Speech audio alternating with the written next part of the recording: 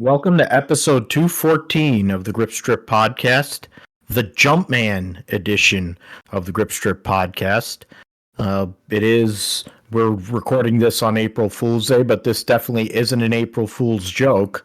Neither was Denny Hamlin's start at the end of the race. My name is Philip Matthew. I'm your host, and I'm with my co-host, the iRacing Indy 500 champion, computer genius, a gentleman and a scholar. His name is Josh Afine. What's going on, man?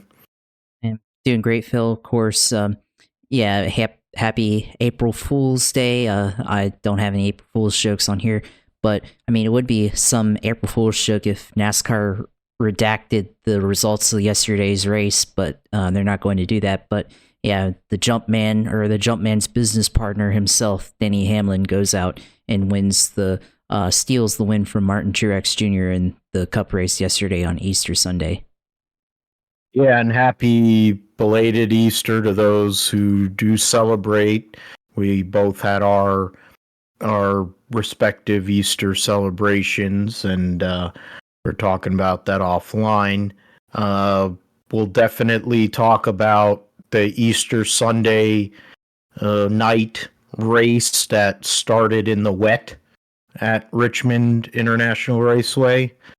So that was interesting. And then it became a race that was dominated by two drivers, Kyle Larson and Martin Truex Jr., this is one of his 18 home tracks. And there was a couple of big moments during the race, of the race itself, one that had ended up involving Kyle Larson and one that involved Kyle Busch that basically dictated the whole entire event. We'll get into all that and the points as we head to Martinsville. Xfinity was a lot of talk about Bubba Pollard, the late model standout, and his Xfinity debut for Junior Motorsports. Ended up starting tailback, as Rusty Wallace likes to say, because he was the first car out on the track, similar to kind of what Dale Jr.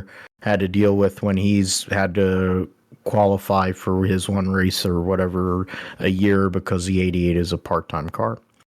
But we talked about it, I think, Josh, we mentioned it last week where it was going to be a Gibbs benefit. Well, it was a Gibbs benefit, and Chandler Smith has now won 2 races this year and is definitely inserting himself into the conversation for the first time as a championship contender.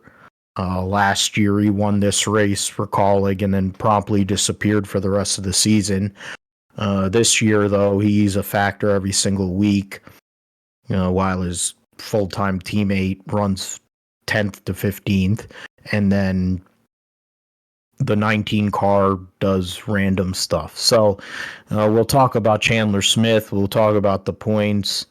We'll also get into the reason that I'm probably going to waste about $50, which is both sides of the Joey Gase Dawson Cram accident. Dawson Cram has already went out and made merch. Sometimes I have to bring it up here. He, former guest on the show, Dawson Cram. He already has merch on his website. Sometimes you're the bumper, sometimes you're the windshield, and then a facsimile person that looks really stupid that is supposed to be Joey Gase. And then Joey Gase today ended up making his own t-shirt, so I'm probably going to waste $50 on 2 t-shirts just to help out 2 of the teams, 2 of the drivers that have to basically claw their way to every race. So, and they ended up taking each other out, so that was interesting. In terms of the roundup, very short and sweet. Rally Kenya was Cali Rovampera in his part-time role this year, but he ends up winning Formula E in Tokyo. Interesting end of the race. Liberty Media was now bought World Motorcycle Racing, So there might be a chance for Moto America to maybe get connected with Liberty Media. And who knows, maybe have some of these World Superbike riders come over here and race at Daytona for the first time in decades. And other things. Maybe you can have Americans, actually more than one American in World Superbikes and one in MotoGP, in the MotoGP classes. We'll talk about preview the NHRA, Arizona Nationals. Also something that I got liked by Matt Hagan, the driver for Tony Stewart Racing, of course, so the defending funny car champion. We'll mention Matt Hagan and his better half here in a little while. And we'll preview the Japanese Grand Prix and who will finish behind Fishlip, since we know he's going to win. He fell out of one race and then promptly won about 800 more, so he fell out of this last race, so I'm sure he's just going to start another winning streak. So we can see maybe a Ferrari or McLaren or someone else might have an answer. Who else could kind of stand out there? Didn't make any picks on the grid talk, so I guess these are going to be my picks here. NASCAR Cup Xfinity Trucks preview and picks for Martinsville. We'll do all that. Proving once again that I do a terrible job of picking on our show, but then when I'm picking in the pool that I'm in, I do a better job, which we'll get into more. Josh will let us know all things going on in iRacing and gaming. He was calling for wet weather oval racing as part on his socials after the debut of it for the Cup Series. So see if that comes off sooner rather than later. We'll call it a day. So yeah, wet weather racing. That's to say that 3 times fast at Richmond International Raceway, because they had the bright idea of racing on Sunday night because they didn't want to affect Easter services. They raced in the last week of February for God knows how many years. They've raced all over the map, but now they decided they're going to put Richmond on Sunday night. That ended up being Easter Sunday. And it's not a thing like all the zealots that were on socials crying about Easter and this, that, and the other. The notion is they could have run the race on Saturday night, and they could have gotten both races in, and you could have just been done with it, and they could have gotten an extra day off. Instead, you make the team show up on a Saturday for a Saturday morning to do practice and qualifying, and then they're done. And you're waiting basically a whole day before they have to come back again to prep for the race itself, which is idiotic. They're lucky that they've been practicing or sciencing out this whole wet weather deal. How they executed the wet weather situation probably leaves a lot to be desired. But in the end, that's how they got the race started. They didn't have to dry the whole entire racetrack. It didn't take them hours and hours to do that. But in the grand scheme of things, the race itself, like I mentioned, was a tale of 2 drivers that ended up getting into it with each other at the end of the race. It was Kyle Larson who won stage 1, Martin Truex who won stage 2, scored a bunch of points yesterday, the most points, more than the drivers that finished ahead of them. But in the end, neither of them end up with a victory. Kyle Larson getting affected by another Kyle's caution in Kyle Busch for a yellow that probably didn't need to be called, since Richard had a chance to bring out a yellow with like 2 laps to go or 3 laps to go, and they didn't call that one, and it was a similar instance. which ended up affecting strategy for a lot of teams, including Kyle Larson, who had just pitted, and kind of handed the race over to Martin Truex Jr., who was on an alternative strategy. And then, of course, the spin out, which Kyle Larson was involved in, getting loose in front of Darrell Wallace Jr. Darrell Wallace Jr. ends up going through Kyle Larson and cleaning him out, sending him into the grass, bringing out the yellow before Martin Truex Jr. was able to get the white flag. And that led to a whole series of events.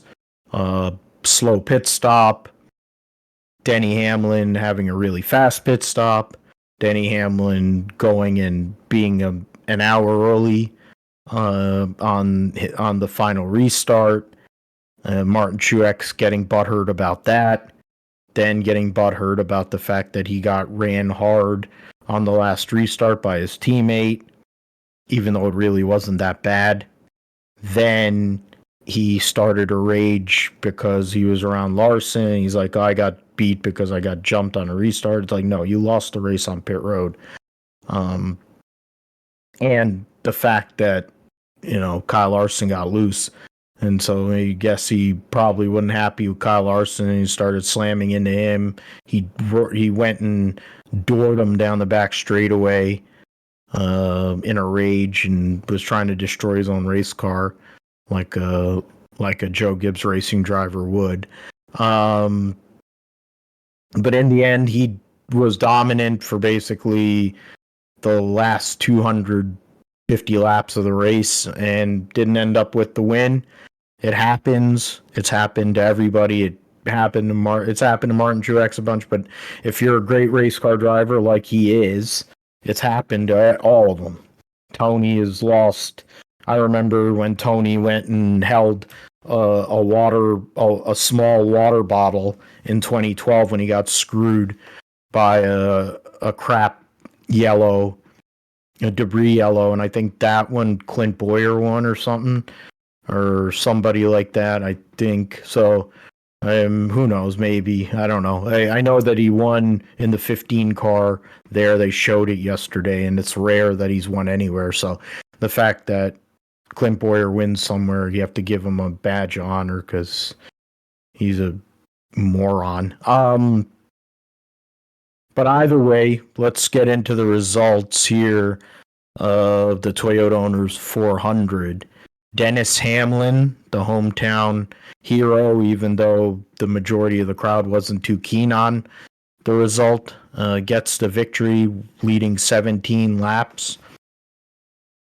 Joey Logano gets his best finish of 2024 with a second, and he was catching him and got to within about, I think, 0.6, maybe half a second. And then I think the issues with the aero started to come into play. Maybe the front tires were going away because of that, and he wasn't able to break through that kind of bubble. That has been an issue also with this car, but then has been the issue with NASCAR since the lobster cars were around in Gen 4 era. So Logano second, Kyle Larson from pole, finished third after winning stage 1, led 144 laps. Martin Truex Jr. finishes fourth after winning stage 2, leading for 228 laps. William Clyde Elliott II finished 5th. Christopher Bell from 29th finished 6th, but could have been more. He got caught speeding on one of the last pit stops, which basically hung himself out to dry. William Byron 7th. Brad Keselowski 8th. Christopher Buescher 9th. And Tyler Reddick 10th. Josh Berry gets an 11th, ran way better than that, came from 30th to finish, gets stage points in both stages. Noah Gragson was 12th. Darrell Wallace Jr. Was running in the top 5 and would have finished 5th in the race if it weren't for that yellow that he ended up being a part of. And then his team promptly went and shit the bed on pit road yet again. And what would have been a top 5 finish ends up being 13th. That Jones boy finished 14th, Chastain 15th. I'm glad I didn't go with Chastain in my one pick'em pool. There was 22 cars on the lead lap, including Kyle Busch, who I mentioned brought out that one yellow lap 171, which affected the strategy. And then after that, there was only one more yellow for the next from what lap 177 till the scheduled end distance. There was one yellow, and it was for the stage break. And the fact of the matter is, they made that caution an 8-lap caution, which is insane to me. But that's a whole other story. We've had that discussion on here about stage breaks and how long it takes them to convert or flip the thing around.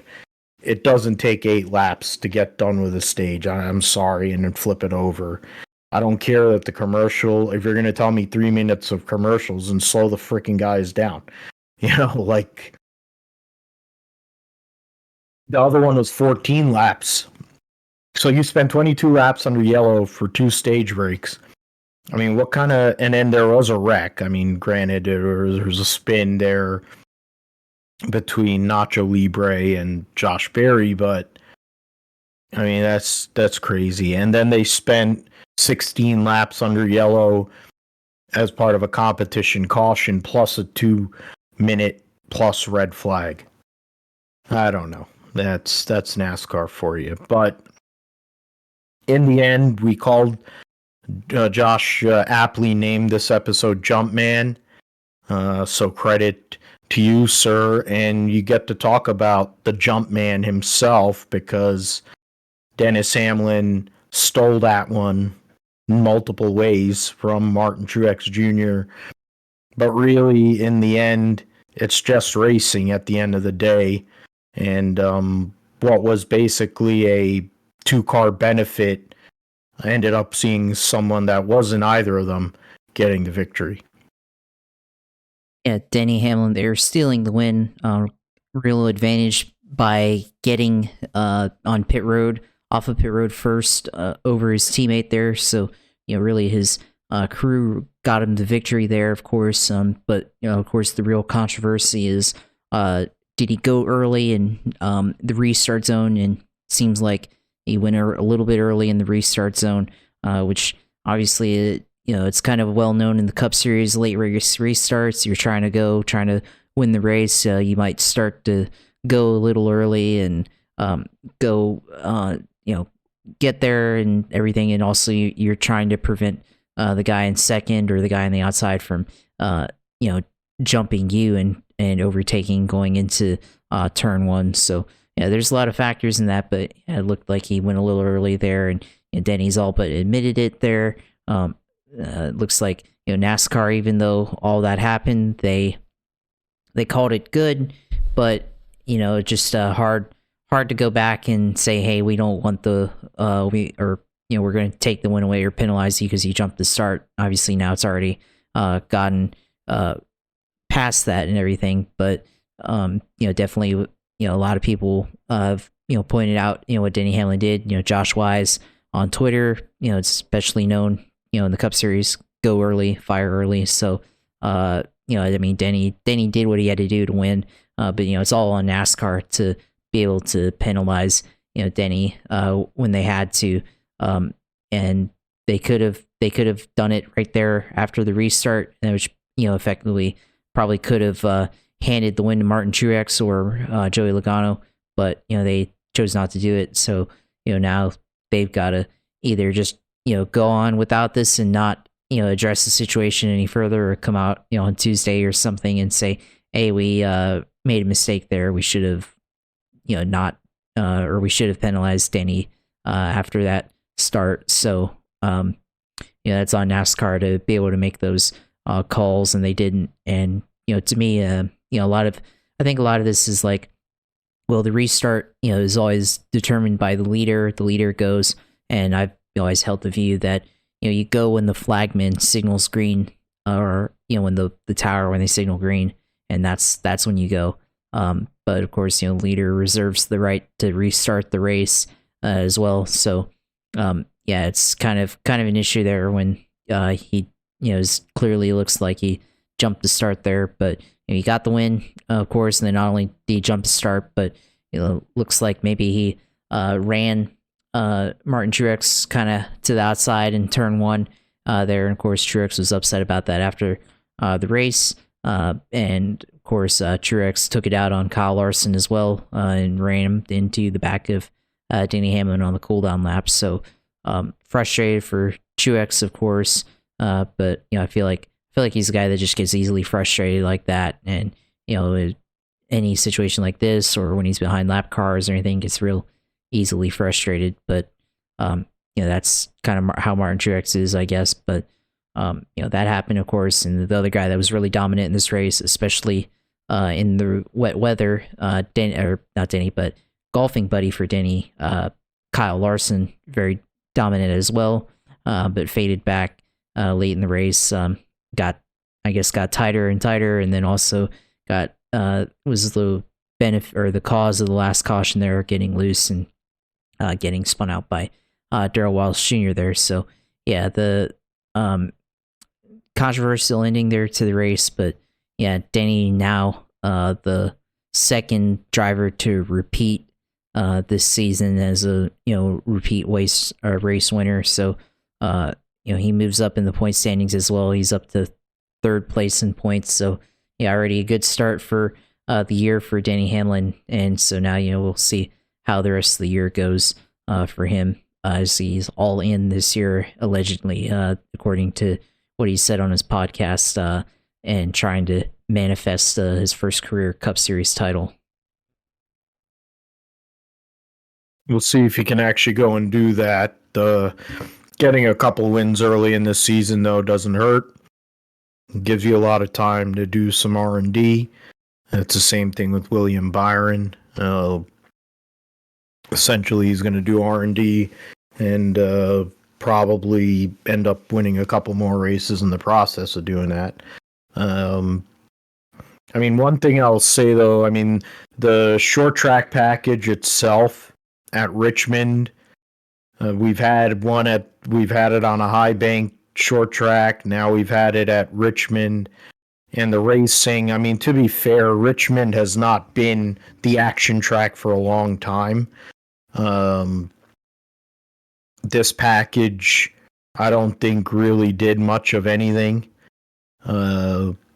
outside of allowing them to get the race started. That's probably about as far as we can go with it, because two guys basically owned the whole entire race. There's people that are on socials talking about, well, now we have two more races that are like this, meaning the other Richmond race later in the year, and then Iowa, which is basically going to be the same kind of deal. The one thing about Iowa, I would say, is that because it's so rough, that there might be a little bit more of a difference. The tire's going to be hard as fuck, so they're not going to have to go and pit for tires.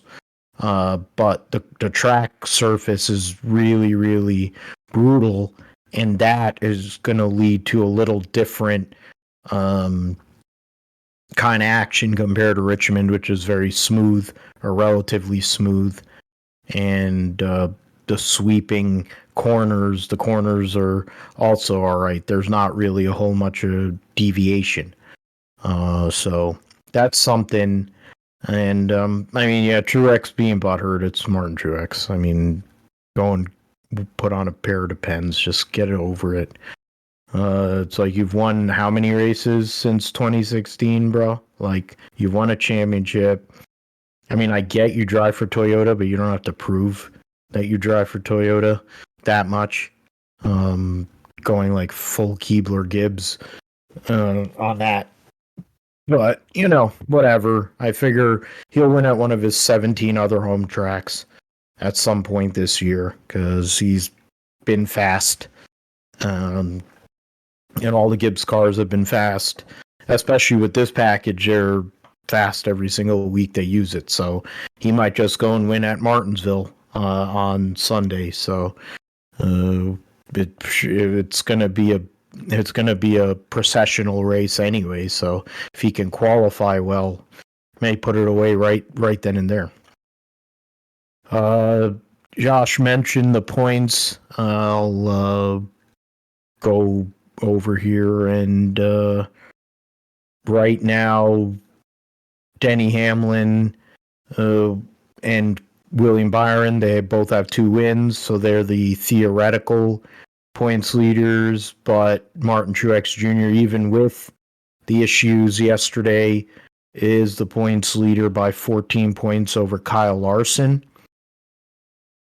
Then Denny Hamlin is in 3rd place, and I guess Keebler, I'll look at it based on the regular points. So yeah, Keebler Gibbs is 4th, Ryan Blaney 5th. He had basically a nondescript night. The Penske cars, I mean, Gumby Cindric had a good qualifying run and promptly dropped anchor. Blaney was nowhere. Christopher Bell 6th. Byron is 7th overall in points. Elliott, Chastain, Reddick round out the top 10. Bowman, Buescher, Busch, Wallace, Suarez, and Brad Keselowski round out the 16. John Hunter Nemechek is 7 points behind Brad Keselowski and Daniel Suarez, and Chase Briscoe 13 points behind both of those guys, and Joey Logano's 14 points behind. But I think we can make it wouldn't be a stretch to say Joey Logano is probably going to win a race at some point between now and the end of the regular season, even though it has been a struggle for the Fords in general. Right now, you look at the 16,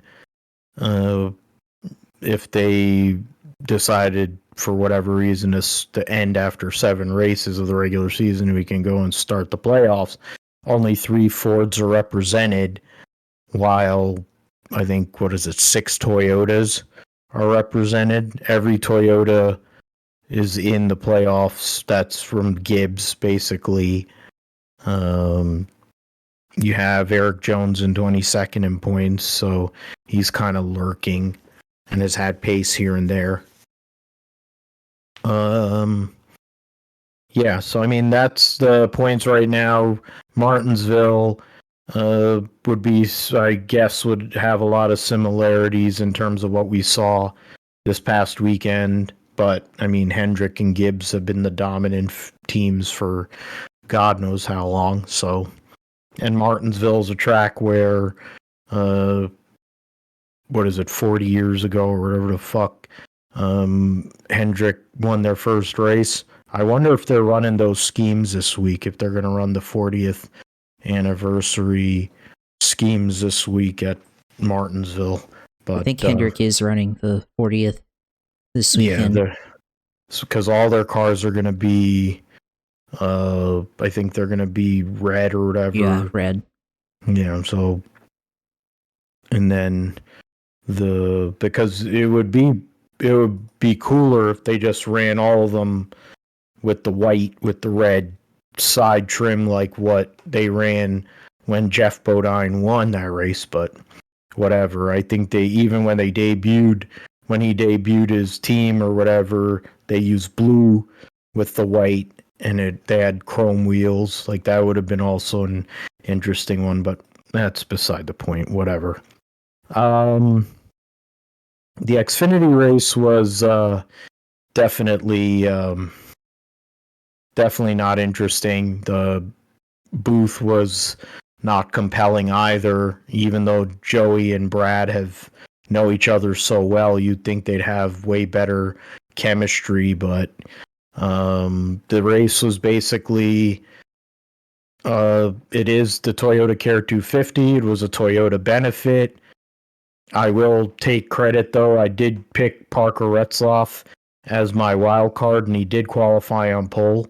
So I give myself an attaboy for that. I pick wild cards better than I pick actual picks. But I did end up picking Eric Almirola, who led the most laps, and won both stages. But in the end, he wasn't as fast as Xfinity 10G or Chandler Smith, who gets his second win of the season. Taylor Gray and Corey Heim, 2 Truck Series regulars, 2 drivers for Tricon, finished 3rd and 4th. Heim was up there the whole day. Taylor Gray had to come up from 27th to finish 3rd. Jesse Love rounding out the top 5. Bubba Pollard finished 6th after starting tailback, as I mentioned, 37th. Parker Kligerman, 7th. Austin Hill, Sammy Smith, and Cole Custer round out the top 10. Justin Allgaier was 11th. And yeah, we got some of these, but I think I'm trying to remember who they ended up having that last yellow around, what was it, lap 183. Was that the yellow where they all pitted, or was that after the stage? I'm trying to remember offhand, but it was basically half the field decided to pit and half the field decided to stay out, in terms of, and I think Justin Allgaier was the leader of that group that decided to stay out. AJ Allmendinger, Riley Herbst, Shane Van Gisbergen, yeah, those guys all were part of that group that stayed out. And in the end, because of the pace of Chandler Smith, he lapped all the way up to 10th, so there was only 9 cars on the lead lap. But yeah, basically it was determined after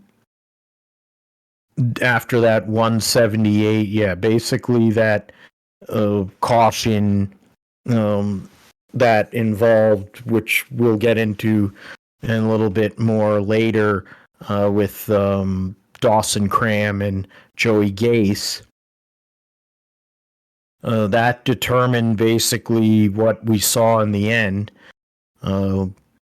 which was, I mean, yeah, the Toyotas were going to win anyways, but it wasn't as straightforward, at least initially. If a caution had come out somewhere in that last 80 laps or whatever of the race, then there might have been, if there's somewhere around 40 to go, a caution had come out, probably Justin Allgaier is the winner of this race. But that's why the crew chiefs make the big bucks. That's why they have to make those difficult calls. And Chandler Smith and forgetting who his crew chief is, but whatever. They end up going and making the right call and getting a second win on the season. When you look at the multiple, like the leaders, double-digit lap leaders, there's 5 of them. So, and 3 of them were in Toyotas. So, I mean, take from that as you will. But Chandler Smith, do we have to start taking him seriously as a championship contender, Josh, now that he has won his second race of the year and 3rd time he's won at Richmond in a 3rd different vehicle, since he won in a truck? He won for Colleague last year in Xfinity and now has won for Gibbs in Xfinity at Richmond. I think we're at a point now in the season where we've gone through different types of tracks now. We've had mile and a halves, we've had the super speedways, we had short tracks, we had road courses, and Chandler Smith has finished in the top 10 in all of those races so far to start the year. And obviously he's the points leader, one at Phoenix and one here at Richmond. So yeah, I mean, I think he's looking like a early championship favorite here so far. and especially his worst finish of the year was at Coda, finished 8th, and otherwise has finished in the top 5. So I'd say he's definitely a guy that we need to look out for here later in the year. Looking at especially at flat tracks. Phoenix is a flat track. Richmond's a relatively flat track, and then later in the year next week we're going to, but also at the end of the year before Phoenix we're going to go to Martinsville, flat track there. So definitely going to be a threat here on the short tracks, on the flat ovals that we have here in the Xfinity series. So definitely think that Chandler is going to be a guy that we have to look out for here later in the year. And it would not be surprised at all to see him win the title or just be in the final 4 for that matter. So yeah, he's definitely a guy that we need to look out for. Pretty good start here to start off the year, and of course, dominated the race here this past Saturday at Richmond. So yeah, think he's going to be a guy that we need to look out for here this season. But his teammate also, Eric Almirola, led a ton of laps. So yeah, it was really just a whole benefit of, Toyota's finishing the top 4, so just a whole Toyota deal the whole Saturday there. But one other guy that I'll mention, Bubba Pollard, of course, getting start for Junior Motorsports this weekend, first career start in NASCAR, and has been a short track guy for his whole career, but would be a guy that we see more often in the Xfinity series. I don't think so, but I think this is a good recognition of what he can do on a short track, and what he's able to do as a race car driver. And you would think that maybe he could have been up there top 5 in speed, but had some issues qualifying and then getting everything settled. But long green flag run, is able to make his way up through the field there. But is this going to be like Josh Berry's situation? Probably not. I think he's a little bit too old now to be able to make it up there into NASCAR. But certainly recognition for a guy that's been dominant over in super late models here in the Southeast over the last many, or at least last 4 or 5 years, or probably even longer than that, going back to many years. But yeah, he's definitely a guy that if he had an opportunity, could be somebody to look out for in the Xfinity series. Yeah, it's definitely a respect and honor thing from Dale Jr. because of his love of late model racing and supers and the whole bit, to give Bubba Pollard his just due. And he proved the point, like you said there, in that last long green flag run, moving up through the field to get that top 5 finish.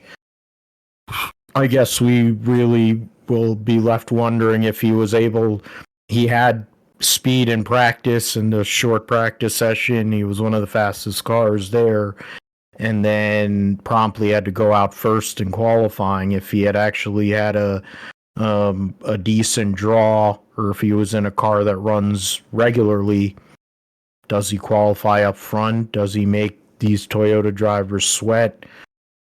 So on and so forth. I guess we'll be left wondering. But in his case, and for his family and everybody, seemed to be a success, and getting a top 5 finish on debut is really, really good.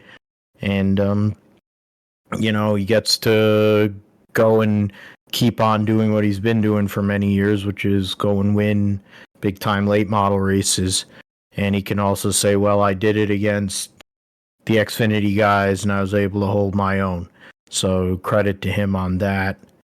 And the last thing we'll talk about before the points was the incident that basically determined the split of who pitted and who didn't.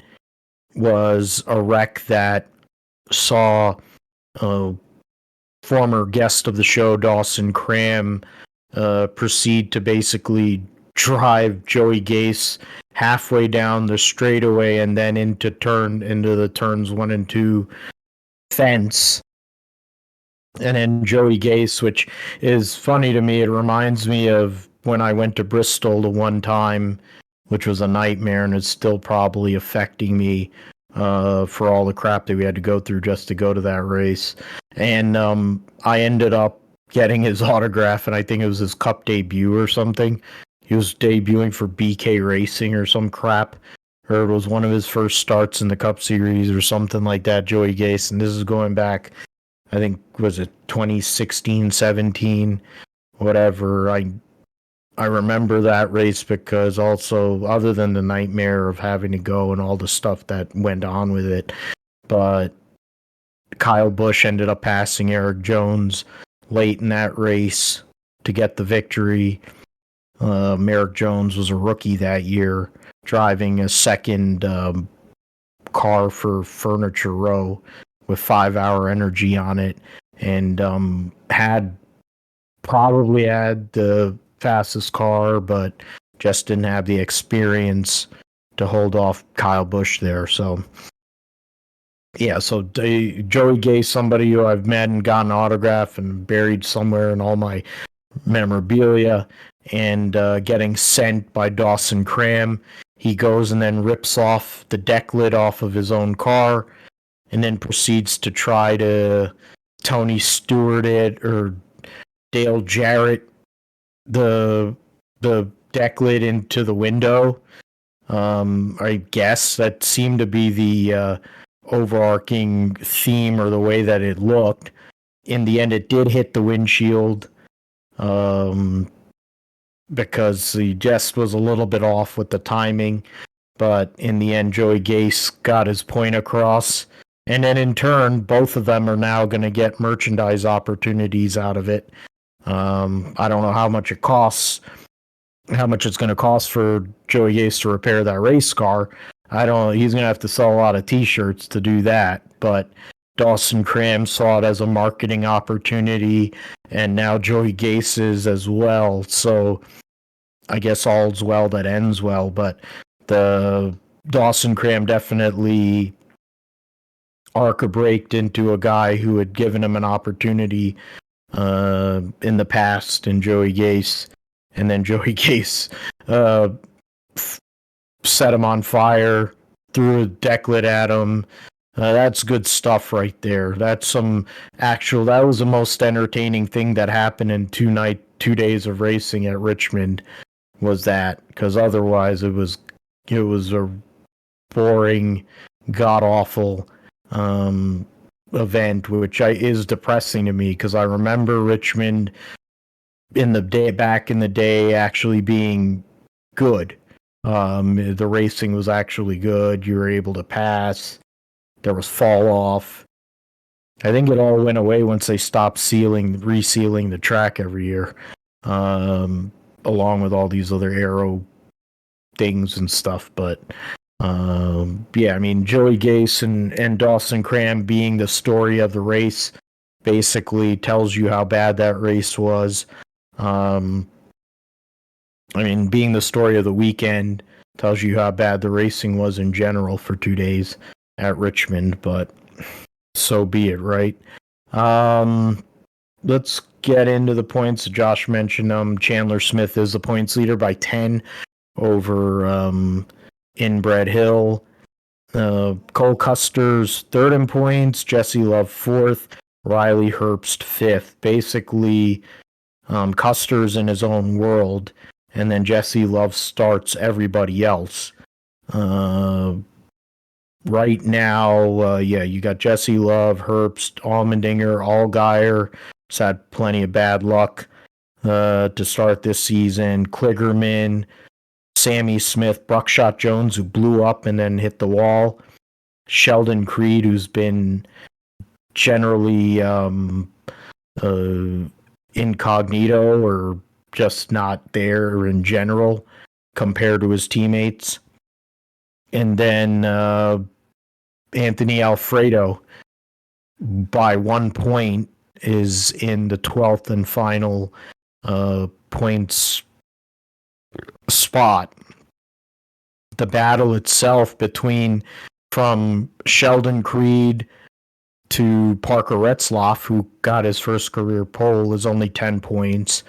You count Buckshot Jones into that mix, and it's 13 points between those 6 drivers. So there's a lot. That actually is an interesting battle, to say the least. That's something, I mean, yeah, Parker Kligerman and above, I figure all those drivers, either they win or they're going to get in. They'll make it in somehow, some way.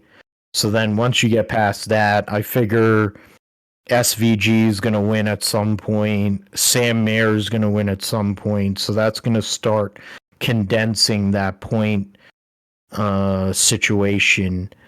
And you never know. I think Sammy Smith is plenty capable of winning, but they still haven't figured things out with that team. And Buckshot Jones is liable to, but he didn't do anything last year to prove that he could, and he wrecked on Saturday with a blown engine, which they were saying how weird it was that they had multiple engine failures, but then also Brad brought up the fact that they run older or more tired engines at Richmond compared to racing them elsewhere, where they would have be turning more RPM. But yeah, I mean, that's really, you look at the points here of the guys that are regulars that are running every week here. I mean, the only person that's like, yeah, I mean, you got Josh Williams, who's had a brutal start to the year. He's in a battle basically for dead last amongst the drivers that have run every week with Haley Deegan. Jeb Burton is absolutely nowhere too. That's a nightmare scenario for him. He's basically waiting for Talladega and praying, or Atlanta or something, and hoping and praying to make the playoffs, because otherwise he's fucked. Yeah, I mean, Mayer, at least there's a window, at least for Sam Mayer, knowing what he did last year and the versatility that he has and that team. But once you get past that, I mean, it's going to kind of take away what is an interesting battle between a few of the small teams here, with Alfredo, with Ryan Sieg's team, Jordan Anderson Racing as well. So, and then you add that to the three of the 4 big teams in the Xfinity, or maybe, I guess, 5, it would be fair. 3 of the 5 big teams in Xfinity and Junior Motorsports, Gibbs and Colleague. So we'll see what happens with that. Martinsville's a challenge all the time, so we'll see how that works. Yeah, let's move forward to the GSP Roundup. Rally Kenya, as I mentioned, this past weekend, they brought back the snorkels on the cars there, so, which is the first time in many years that they had those for the air and to get the air distribution, and also for the drive through all the puddles and crap. So the round 3 of the World Rally Championship was the Safari Rally. The results of the Safari Rally, as I mentioned, Cali Rovampera gets the victory, 3rd different winner in 3 races. He beats his Toyota teammate Takamoto Katsuda by 1 minute 37.8. The Ford of Adrian Formeau finishes 3rd, so credit to him on that. Efren Evans gives Toyota 3 of the top 4 spots. Thierry Neuville finished 5th. Then Gus Greensmith finished 6th overall and 1st in Rally 2. Oliver Solberg, 7th and 2nd in Rally 2. Otanek finished 8th. Jordan Surdis with a Ford finished 9th, and then I'm not even going to bother to forget that. Eskapeka Lappi was 12th. Gregoire Munster was 15th. In the other rally, 1 cars. So, I don't know what flag that's. I guess they're Kenyan. Okay. Birthplace was Kenya. All right. But then there are Indian guys. They have Indian names. Then the points, after 3 rounds of the World Rally Championship, Thierry Neuville has a 6-point lead on Efren Evans, and Formeau moves up to 3rd in points, so giving all 3 manufacturers representation there. Otanek is in 4th. Kalle Rovanperä, with his victory, moves himself up to 5th, ahead of his teammate Takamoto Katsuda, and then Sebastian Ogier, who only ran Monte Carlo so far this year, is in 7th. Lappi, Solberg, Sami Pajari rounding out the top 10. So yeah, Oliver Solberg, right now Rally 2 driver, 9th in the World Rally Championship points. So it tells you how good he's been so far this year.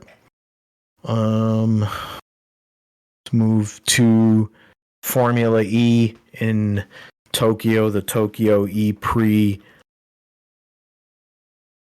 That was there was a lot of energy save late in the race, which allowed,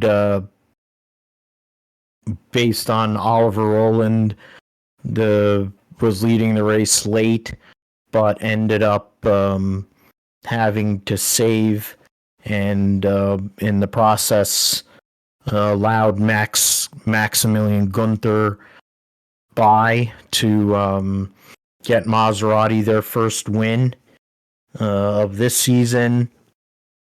So that was, they both started on the front row, so there really wasn't a whole lot of movement relative to those 2 guys. Jake Dennis, the defending world champion, finished 3rd, giving 3 different power units representation there: Maserati, Nissan, and then Porsche. Then the 2 factory Porsche drivers, DaCosta and Verline. Dennis's teammate Norman Nato, so all 4 of the Porsche-powered cars were together. Abt Cupra with Nico Muller finished 7th. Nick Cassidy 8th after starting 19th. Robin Freins 9th. And Sergio Sette Camara finishes 10th after starting 4th for ERT. So that's, you got Eduardo Mortara got disqualified for using too much power. He was up front. De Vries fell out of the race. Degrassi fell out of the race with a wreck. In terms of the points standings, heading to Italy for a double header, Pascal Verline leads by 2 points over Nick Cassidy. Oliver Rowland is 9 points behind in 3rd. Jake Dennis 10 points behind in 4th. And Max Gunther, with his victory in Tokyo, gets himself within 15 points of the lead after 5 rounds. Mitch Evans, John Eric Verne, Sam Bird, who won the one in Brazil, and Robin Freins and Sebastian Buemi Sebastian Buemi and Antonio Felix da Costa are actually tied for 10th there. He'll be racing again in a couple of weeks' time in Misano circuit. So they'll race a doubleheader there. Then they'll race Monaco. So Monaco, Berlin. And then you have basically a race a month after that with Shanghai, Portland, and London to end out the season. The Liberty Media mentioned they bought out Dorna Sport, which owns essentially World Motorcycle Racing as we know it. They own the MotoGP World Championship, and they also own World Superbike. So World Motorcycle Racing as we know it is now owned by the same group that owns Formula One, for good, bad, or indifferent. We can say that there are some things that Liberty has brought to the table that have been good for Formula One, but you could probably list just as many things that have not been good about it. One thing that at least they'll get with MotoGP is they'll actually have some level of competition, albeit Ducati is dominating right now. But, you know, you can ride for another manufacturer and have a semblance of a chance, especially if you're on a European bike. Not so much if you're on a Japanese bike, which is ironic since Honda is dominating in Formula One these days with Red Bull. World Superbikes as well. I mean, you consider what their calendar is and what they've brought to the table. There's more of a convergence there, and maybe if they're looking forward or trying to look at a way to acquire something else, Moto America is there, and they have a lot of good racing. You have the Super Sport class there that also races the Daytona 200. You have the Superbike category, which is very competitive and has led to guys coming here and then going back and racing in World Superbikes. I think there might be an opportunity there. You'll also look at Trackhouse owning a team in MotoGP. Hopefully it means that there's more American representation on the world stage. Once upon a time, it used to be Americans that dominated, not just in Grand Prix motorcycle racing, but in the World Superbike Championship. I can remember going back 2 decades, really, and how many Americans were on the grid. Not just in MotoGP, but also in World Superbikes, and now only have one American in Moto2 and one American in World Superbike. So hopefully that's what we lead to, and it's not like a token hire like Williams did with Logan Sargent, and are basically cratering his entire career in the process. But we'll see what happens with that as things go on, as they learn about their new acquisition. Okay, last thing will be NHRA, the Arizona Nationals. They've been on and off on. They've been talking about Firebird Raceway closing, and then they've been brought back basically from the dead. So at least in the world that we've been in with a lot of these racetracks closing, at least Firebird hasn't. The point standings heading into the race at Phoenix in Top Fuel. They still haven't run the final eliminations for Top Fuel, Funny Car, and Pro Stock from the Winter Nationals, so this could all change points-wise. Sean Langdon, the points leader over Billy Torrance. Justin Ashley by 18. Justin Ashley's minus 31. Steve Torrance minus 35. And Tony Schumacher minus 47 rounds out the top 5. Antron Brown, Brittany Force, defending champion Doug Coletta, Josh Hart, and Clay Milliken rounding out the top 10.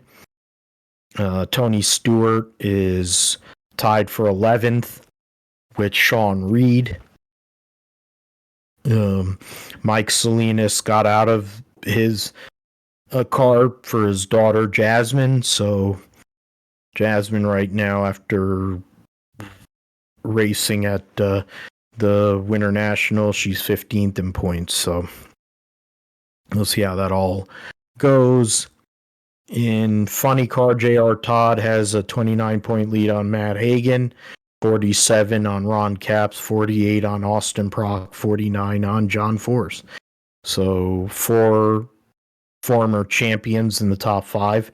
Bob Tasca, Chad Green, Paul Lee, Terry Haddock, and Cruz Pentragon rounding out your top 10. And scroll through Daniel Wilkerson. It's had a slow start to the year.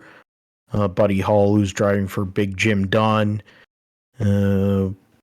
Alexis DeJoria, another one that struggled, along with Blake Alexander. So those are, and Dave Richards. I don't know if he's running the whole time, but Blake Alexander definitely is running the full schedule. So something to look at. Pro Stock, Enders up by 49 on Dallas Glenn, 76 on Anderson. Christian Quadra and brother David are round out the top 5. Brandon Foster, Matt Hartford, Jed Coughlin Jr., Aaron Stanfield, and Mason McGahey round out the top 10. Troy Coughlin Jr. outside the top 10, surprisingly, along with Camry Caruso, Fernando Quadra Jr. There you got Derek Kramer outside of there. Chris McGahey.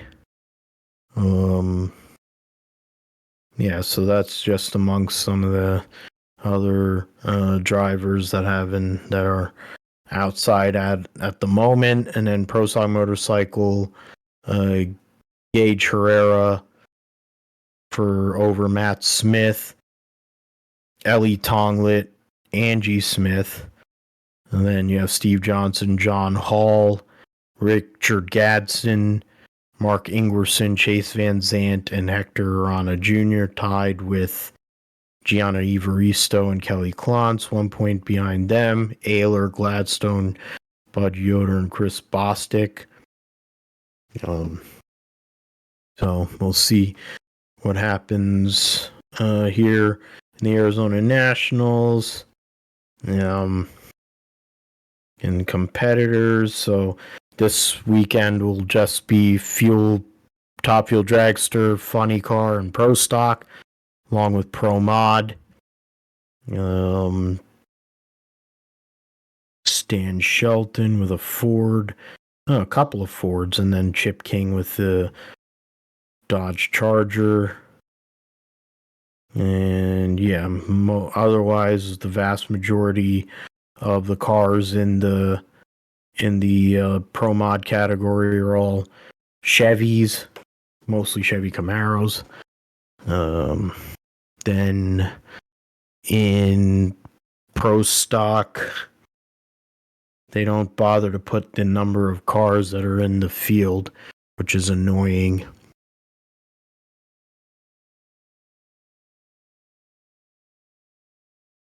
$18, $20, okay.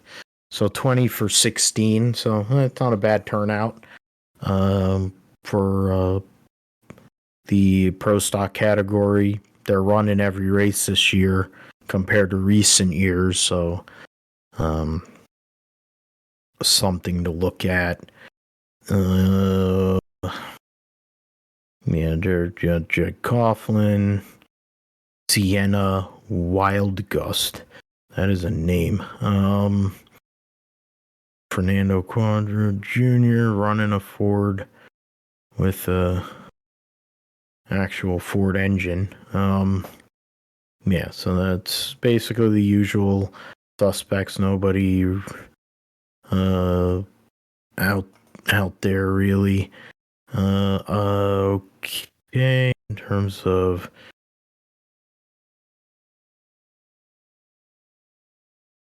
line, and then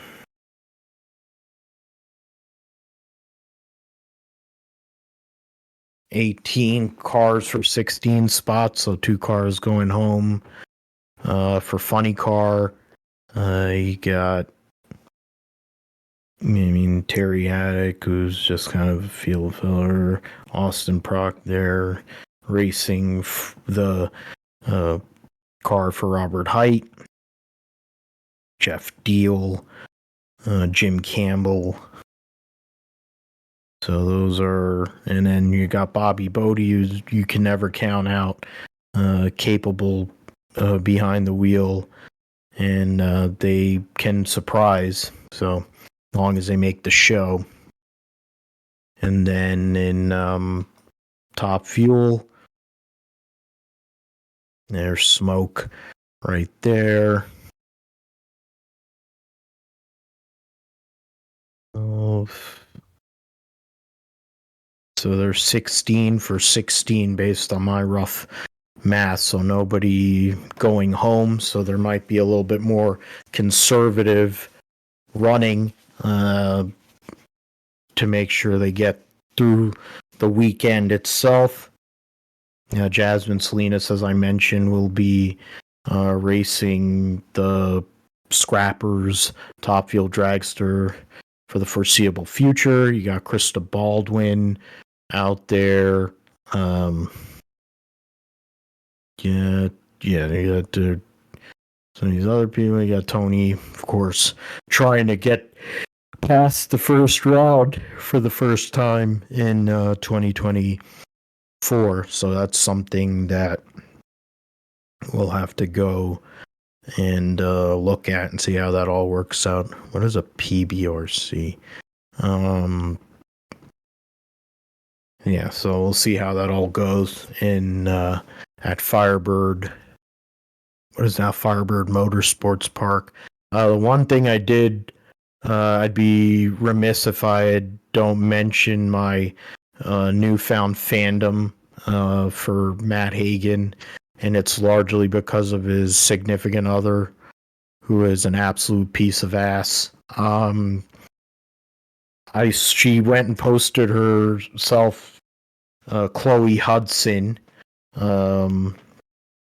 otherwise on social media known as Arc Welding Angel, Arc Welding Angel.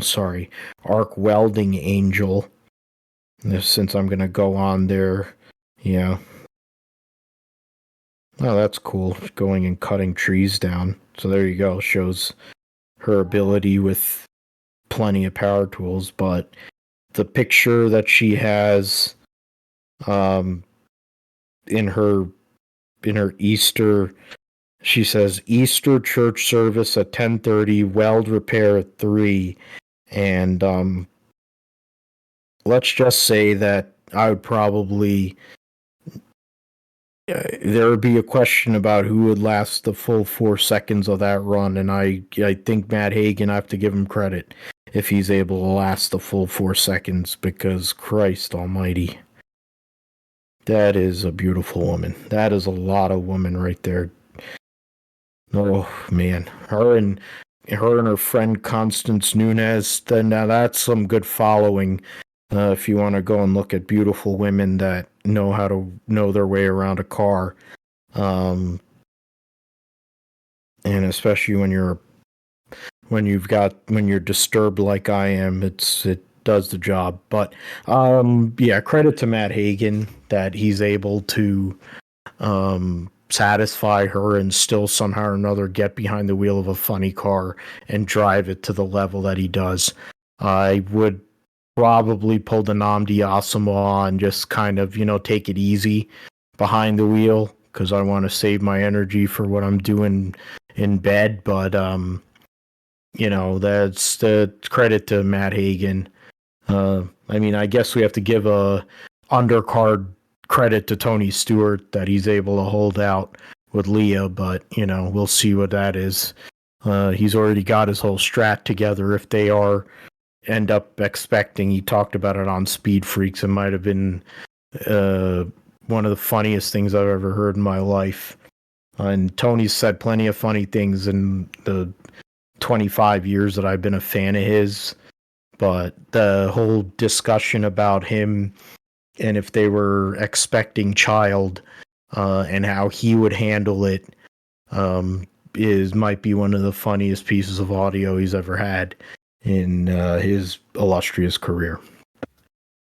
All right, so roundup done. That's cool to get that done that quick. Something else that'll be done quick is the Formula One preview, the Japanese Grand Prix. Suzuka, one of the classic racetracks, plenty of historic moments have taken place there. And then, so you got Japanese drivers, you got Tsunoda racing, you got Iwasa practicing in FP1 for Daniel Ricciardo.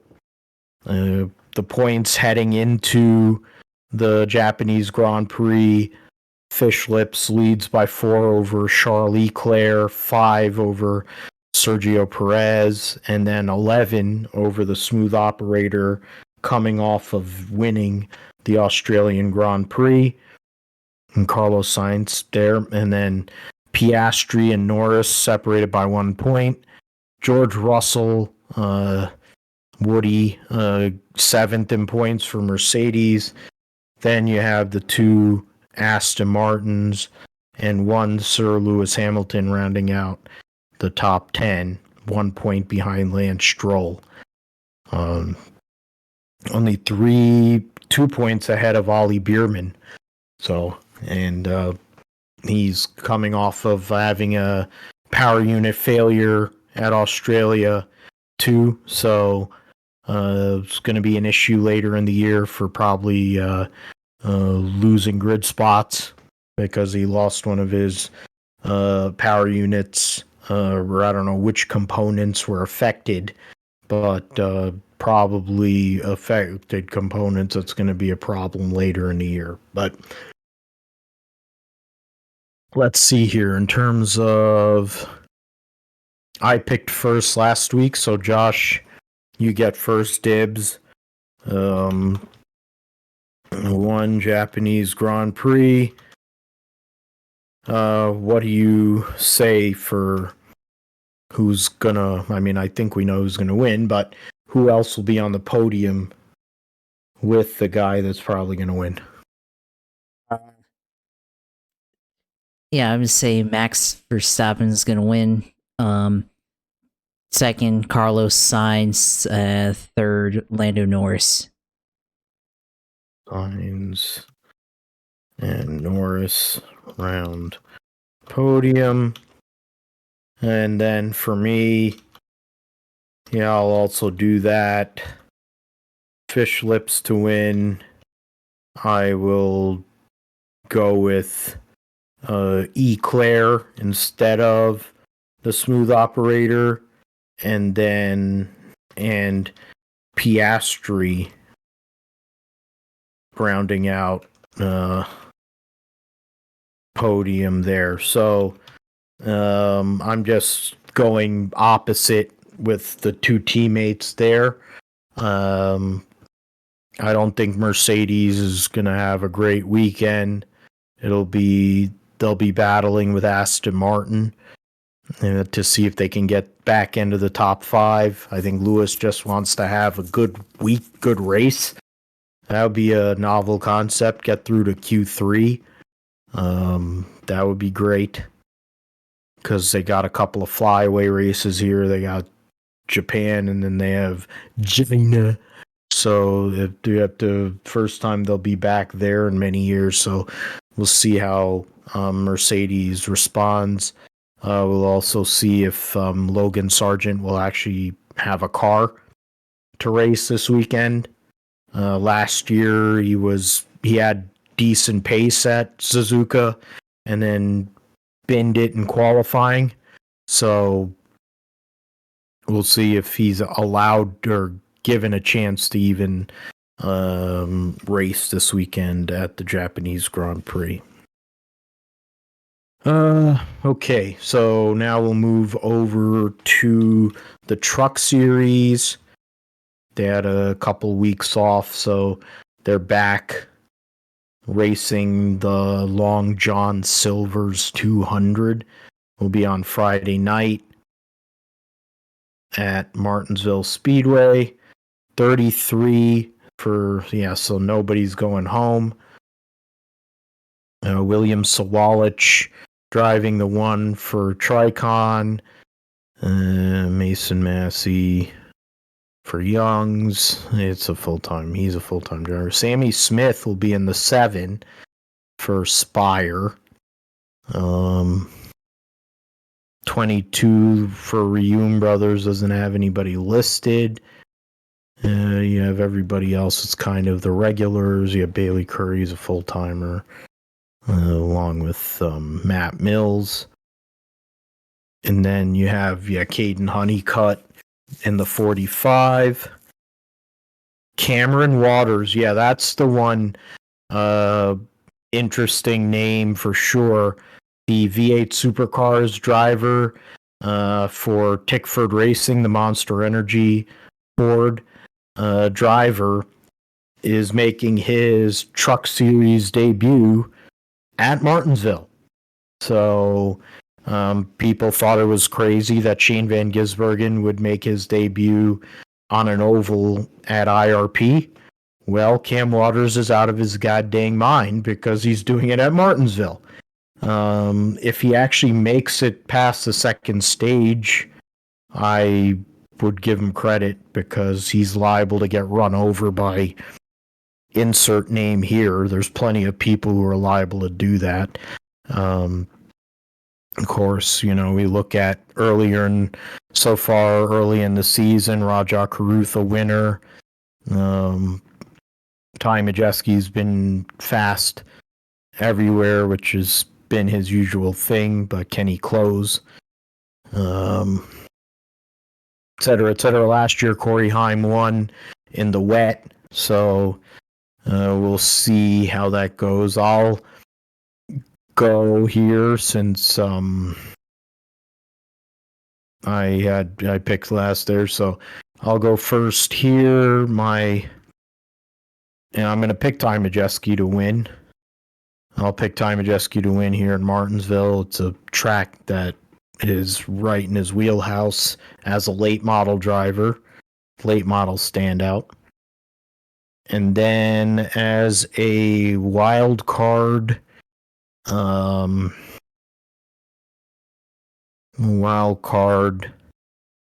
will go with, in theory, I could probably, I'm going to go and check the points just out of curiosity so I don't go and foobar myself with how many people have run every race. It's 21, 22, 25, 26. Okay. So that gives me, I was honestly thinking first I thought this name, but thinking about it, it would be two of the same team. So I'm gonna actually go with Lane Riggs again. I think we're gonna keep on. It's gonna be easy to pick Lane Riggs because you figure that Front Row Motorsports is gonna get things together because they're that good of a team, and that they have additional support from Penske, especially on the Cup side. But you would think that some of that stuff would trickle down on the Truck Series side. Lane Riggs, a great late model driver. This is a track that he has experience at. the bigger racetracks, I get him struggling. I get him struggling on road courses. His dad was terrible on road courses. On bigger tracks, his dad wasn't bad, actually. So something that will come along. But the short track racing is where he can make his bones. He needs to make up points. This is an opportunity for him to do so. So Truck Series at Martinsville. Phil goes with Majeski to win and Riggs wild card. How about you, Josh? I'll start off with my wild card. I'm gonna say Sammy Smith in the 7 is my wild card there. I mean, the 7's been pretty good all year, so that's who I'm gonna go with. And actually, I'm gonna go say it's Spire. I'm gonna say that Raja Karuth comes out here and wins at Martinsville. Might be a bit of a stretch there, but he's been having a good season so far, so I'm gonna go with him. Well, it is Hendrick's 40th anniversary, so I wonder if he's also going to be running a special scheme, being that Fat Felon's his benefactor too. But Raja Karuth has plenty of experience on the short tracks as he's went up the ranks. Spire Motorsports has been fast in general, so at one point they had won every race. Just at least the first 3 races they had won. So I was debating Nick Sanchez personally also, but I went with Ty Majeski. But I mean, the Sammy Smith pick was basically low-hanging fruit. I was gonna go there, but I'm like, I might as well go with somebody who's a regular, needs to make a move, and Riggs is that guy. But yeah, I mean, Raja Karuth, solid. Sammy Smith has experience, so it's not like he can't do the job. And Lane Riggs.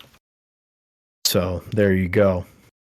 We'll go to the Xfinity Series race. Xfinity Series at Martinsville, which will be on Saturday night. Dude, I think, what is it? The Dude Wipes 250. I mean, they're good.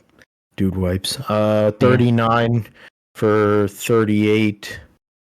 So one vehicle will go home. Let's see. Yeah, Cram there, Garrett Smithley in the 6. Taylor Gray driving again in the 19 this weekend, so he'll be doing double duty. Eric Almirillo in the 20, which is interesting since John Hunter is at the racetrack. So Corey Heim in the 26. See Perkins 32 has been withdrawn. Akinori Ogata trying to make the show with Joey Gase. His team, Matt DiBurrito, racing again this weekend, number 38. He finished in the top 20 last Saturday. We got Joey Gase will be racing in number 53. Ryan Vargas will be racing the 74 for Mike Harmon. Carson Quapple making his Xfinity debut for Junior Motorsports in the 88. Nobody's listed in the 92 or the 07 as of now. I kind of have a feeling that they may withdraw that 92 car depending on the points situation. And then 07, I forget who usually is driving it, but that is that. Josh, you get first dibs here. Who do you look at to get the victory and wild card for the Xfinity Series. Yeah, I'll go with Justin Allgaier here. Good driver here at Martinsville. Has run well here in the past. Came up short. Well, actually, no, he won last year at Martinsville. So in the fall. So see if he can come back and pull another one in the spring here at Martinsville, and then wild card. I'll go with Corey Heim running in for Sam Hunt Racing. He ran pretty well, this past weekend at Richmond in that 26 car. So, as a non-points guy, can he back that up here with another good run in the state of Virginia? Yeah, Corey Heim has been showing pace in that Sam Hunt 26. They've been making steps forward this last year or so.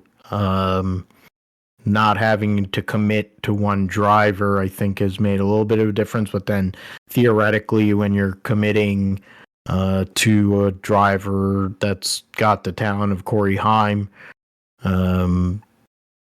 compared to like Kaz Gralla, no offense to Kaz Gralla, but we kind of know where Kaz Gralla is in his career. So it's something. I think he does have a good shot to have a good night there. For me, I'm going to go with Cole Custer. I'll go with Cole Custer for the victory on Saturday night. He needed to drive this car backwards, I think, last November or last October, wherever, to get himself into the Final Four. After all the argy-bargy that went on between Austin Hill and Sheldon Creed, and they destroyed half the field, and I think Creed, or what do you call, Custer had to basically back up to cross the line to make it in, but I think this week he'll actually go and get the victory. He's had good success at Martinsville in the past. I feel like he won a truck race for Junior there, or ran well there for Junior in a truck, and he's pretty decent there. And then my wild card pick, I wanted to go Carson Kvapil, but it's his debut. I'm going to go with Taylor Gray. So kind of hedging in a similar way like Josh, with a non-regular, a truck series driver driving a Toyota. So I think that's my choice there.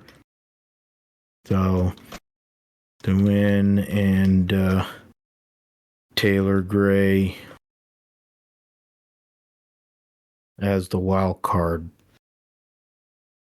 All right, so last but not least is the Cup Series at Martinsville, which is the Cookout 400, which will be on Sunday afternoon.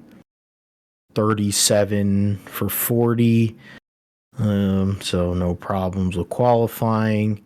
Worldwide Express for Chastain. Gumby Cindric will have Menards and Libman Brooms or Mops or whatever. Bald Spot Dome Bass Pro. Josh Berry with Mobile 150th anniversary. Kind of curious what they're going to bring to the table there. It says it here, Kyle Larson, HendrickCars.com, Ruby. So we'll see what it's basically the Hendrick car scheme, except with red, the Ruby red. Bodyguard for Brad Keselowski, Gainbridge for LaJoy, Lucas Oil for Kyle Busch, UniFirst uniforms for William Clyde Elliott II, Overstock.com for Gagson, Sport Clips on Dennis Hamlin's car, Advance on Ryan Blaney, trying to harken back to Rusty Wallace and the Miller Genuine Draft days with that car. Mahindra for Chase Briscoe, and 29 Capital Partners for Kaz Gralla. Alloy Employers Services for Josh Williams. Build Submarines for Christopher Busher. Bass Pro also for Martin Truex Jr. Yahoo for Christopher Bell. Motorcraft Quick Lane for Harrison Burton. Shell Pennzoil Logano.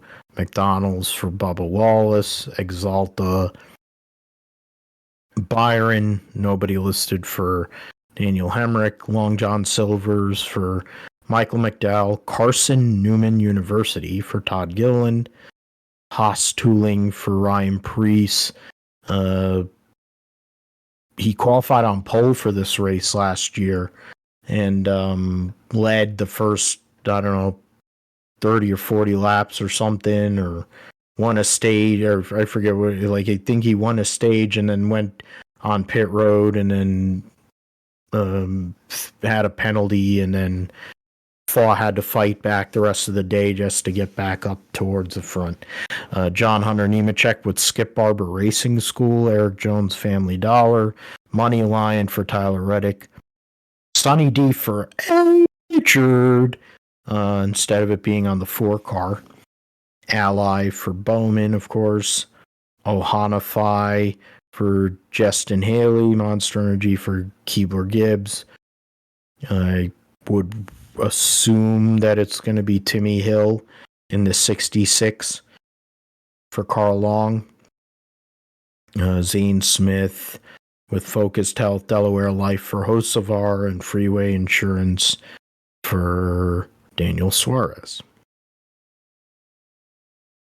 All right, so my pick for this weekend at Martinsville, I think I was foreshadowing it. I'm going to go with MTJ because he's so mad he's going to take it out on someone or something. So MTJ to win. And my wild card, which is a good, that's another thing. Like, you'll have the 36 guys that have run all season, but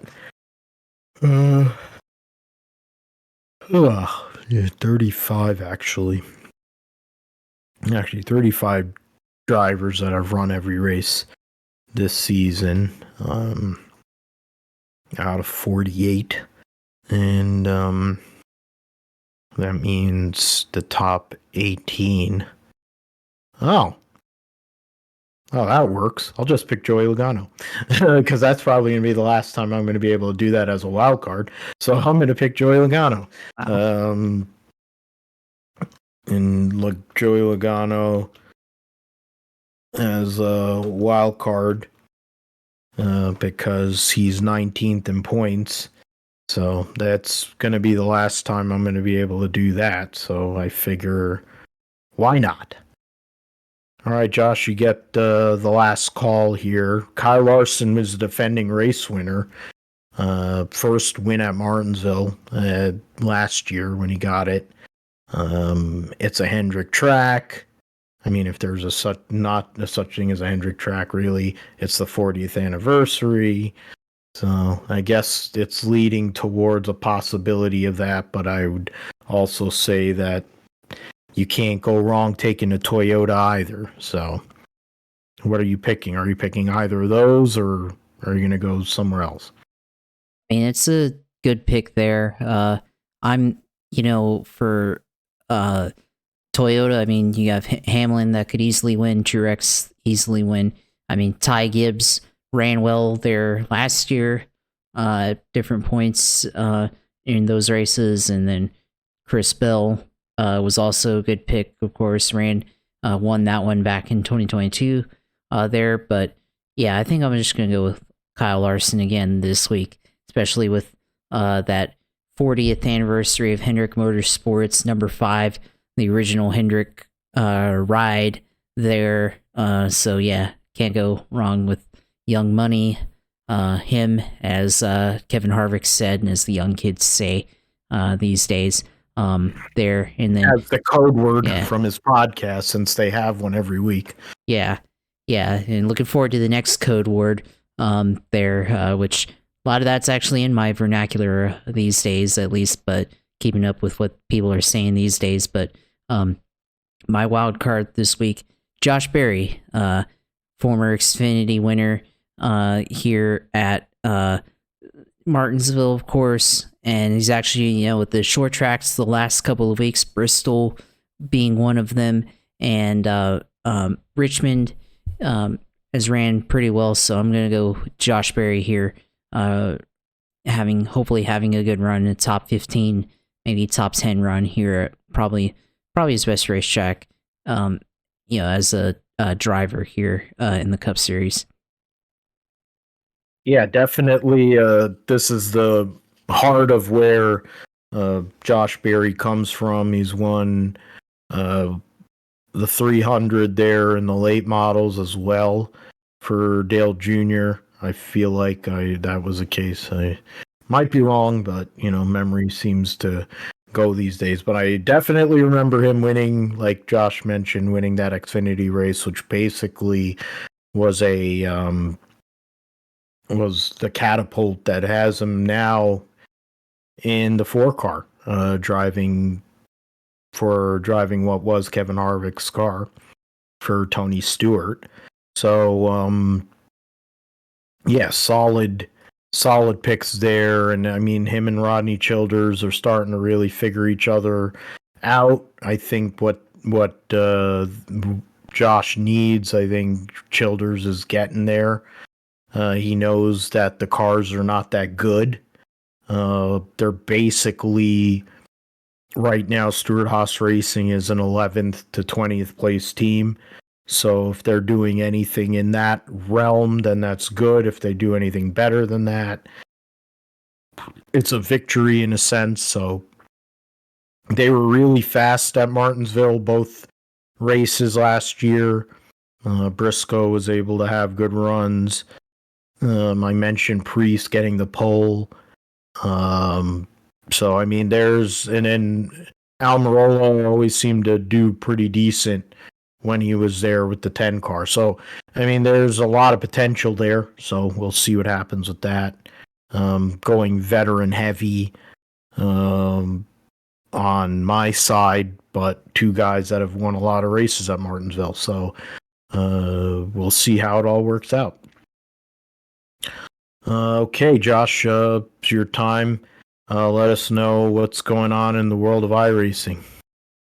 Yeah, of course, iRacing, of course, quick mention with the rain racing, of course. Yeah, hopefully NASCAR, hopefully iRacing and NASCAR work out something for potential, depending on the weather, oval, wet weather racing and the short tracks, of course, which I think it would work. I've seen couple of videos online of them trying, like in the 87s, trying wet weather racing, and that turned into immediate disaster at Talladega. This is a custom race, by the way, not a official one, but officially hosted races on iRacing. Hopefully they get the rain tires sorted out for the stock cars and all that on short tracks. That'd be definitely a lot of fun, and the strategy and all that stuff, and feel like outside line would be the way to go, just like it was looking like in the real race for sure. But that would be definitely something to try out there, of course. But the news here in iRacing, I mean, there hasn't really been too many news, of course, since the rain update, of course. But that's been the talk of the community as of late. There, but as far as my own results, ran a couple times in the 87s at Auto Club Speedway. Definitely, probably could have ran well in one of those. Finished 20th. Got into the wall late and couldn't continue. So that was one, and then the other one that I ran, the 87s, finished 6th at Auto Club there. Ran GR86 at Winton Motor Speedway road course in Australia. Ran 8th there. got on podium at Okayama Circuit at MX5 Cup, so that was good on there. It was basically did on iRacing this past week. Doing all that mostly on Thursday, of course, but was hoping to be able to get a win in the Auto Club race for the 87s. Thought maybe I would have the tire advantage there, but tried to block a guy on the backstretch, I think, and then that didn't work out. So learned my lesson there, of course, but was trying to protect my position and stay in front with a handful of laps to go and trying to take advantage of my tires there. So that was that. But this week, of course, on iRacing on the official hosted races, Martinsville week. So definitely going to be hitting that one up. Martinsville in all 3 series Cup Xfinity trucks. So definitely looking forward to doing a couple of races on iRacing there. Got the Formula Ford's Brands Hatch circuit on the Grand Prix circuit. I've been playing that one, of course, on the rain, but let's see here. Formula Fords, there's going to be scattered showers, so the Formula Fords, 67% chance of rain, so 100% humidity, so that's going to be fun. Looks like that could be fun there. Of course, the Indy, the Indy cars racing at Auto Club as well, so that should be a lot of fun there to run, as as I always like to run there in the any club series. So definitely for the Oval Series, fixed Oval Series, should be fun running at Auto Club Speedway. See the time of the day for that one, realistic at 2 o'clock, so definitely gonna be a daytime race there and everything. See NASCAR at Martinsville, the 87s at Charlotte Motor Speedway there. We got the MX5s, MX5 Cup at Snetterton Circuit there, so that might be fun. Draft Masters at iRacing Super Speedway once again. We got the Ferrari Challenge at Motorsport Arena Oshlerspin Grand Prix Circuit. That might be interesting. Formula V's at Okayama International Circuit. Their rookie Formula Fords at Okayama International Circuit as well. So yeah, definitely a lot of Gen 4 Cup at Nashville Super Speedway. So yeah, definitely a lot of with the iRacing course, a lot of opportunity this week across everything to get good runs in. So looking forward to maybe getting a few at Martinsville here this week or so, and maybe a couple in IndyCar at Auto Club for sure. So yeah, lots of opportunity there. Maybe I'll stream one of these races at Auto Club for sure in the IndyCar, or in Martinsville in the Cup Series. So definitely looking forward to attempting one of those and possibly going for a good finish there. Hopefully don't get run over at the short tracks, which that's always the risk running the short tracks. I think in the Xfinity car, I think I'll be okay. The Cup car, you gotta be really aggressive there. So we'll see how that goes. But yeah, of course, always glad to be back, for another week and everything. And of course, you can follow my streams, which I think I might try to stream this week. Twitch TV/USailor2, and go in there and look at the streams on there. Of course, my Twitter page, talking about all the stuff that we see in NASCAR this week. Twitter at JP Huffine, or X at JP Huffine, whatever you want to call it. And of course our YouTube page, YouTube Grip Strip Podcast, will have this up and you can watch it on there. Should be interesting. Got the men's Final Four as well next week. In a pool, I'm still alive. I've got UConn and Purdue as my final championship game bracket, and I think if UConn wins win a good amount of money in the pool. So that should be fun. And so that's what I'll be also rooting for. So might be tweeting about that if and I think the championship is on Mondays, so next week. So possible live casting of that because there'll be money on the line if UConn wins on Saturday, but in the Final Four. So definitely be talking about that on Twitter for sure as well. So yeah, of course, like I said, glad to be back on for another week to talk about everything we saw this week in racing. Absolutely wouldn't want to do it with anyone else, man.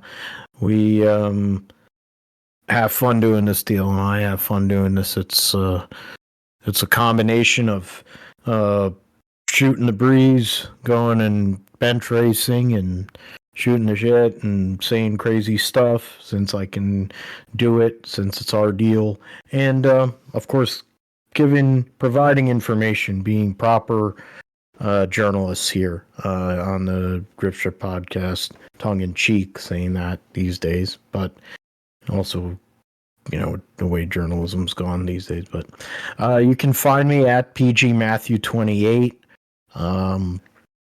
My picks in the pool for what is it, Johnny on the track or whatever.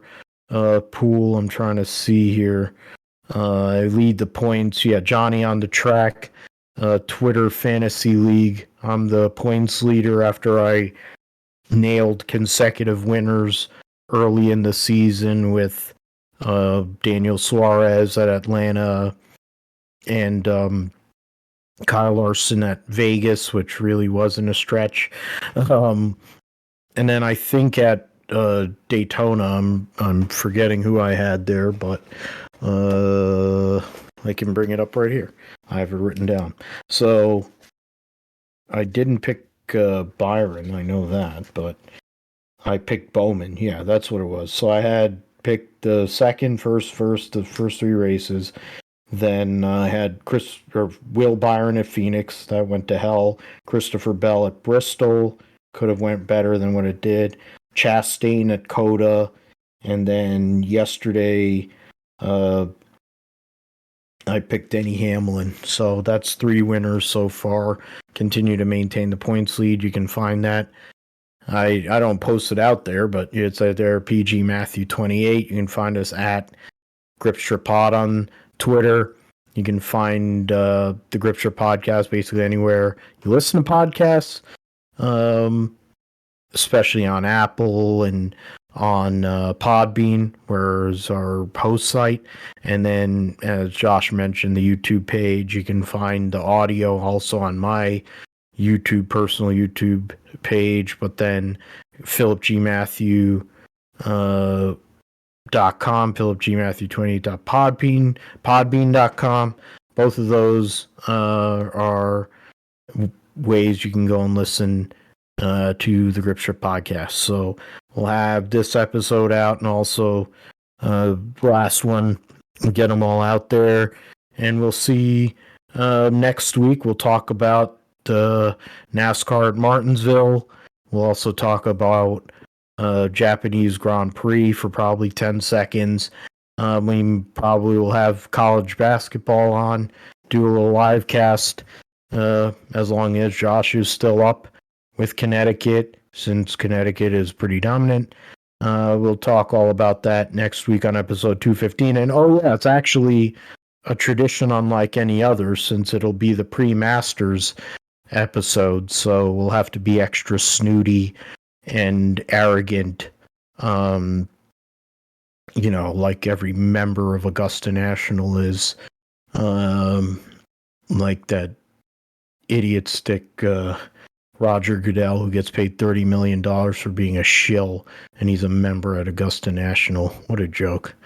But that's beside the point. We'll be back next week to even preview the Masters here, and we'll talk about everything else going on in the world of motorsports and sports here. So thanks as always for listening and supporting, and we'll see you next time.